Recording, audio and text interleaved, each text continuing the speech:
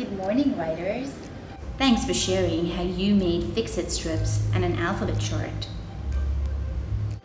I have something to show you. What have you noticed that I added to my writing space? That's right, I've added labels to help me stay organized and find resources quickly. Today, I'm going to teach you how to make some books. We will make big books, little books, lined books, and even blank books to add to our writing space. To make these books, I'm going to use paper that I found around my home. Remember, if you don't have the same kind of paper, you can improvise. That means you can use anything that you have in your home. How to make books to write in. To make these books, you will need different sheets of paper, a stapler, maybe staple pins, a marker, scissors, and a ruler.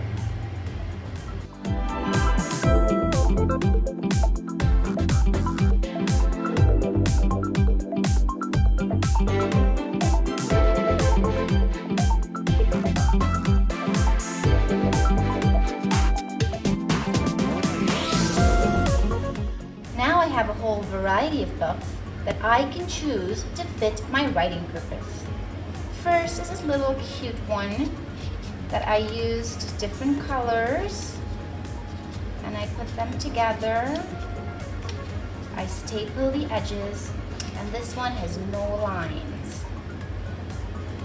This book is a landscape book if I want to write a story that is landscape.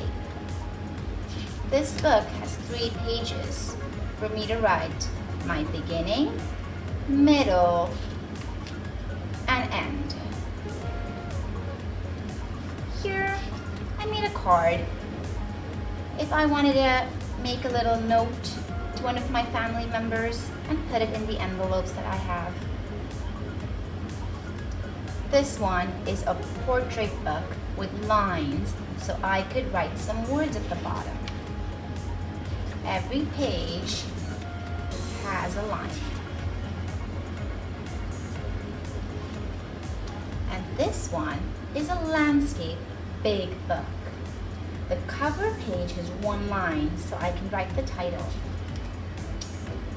Inside, I have 2 lines or 3 lines if I have more words.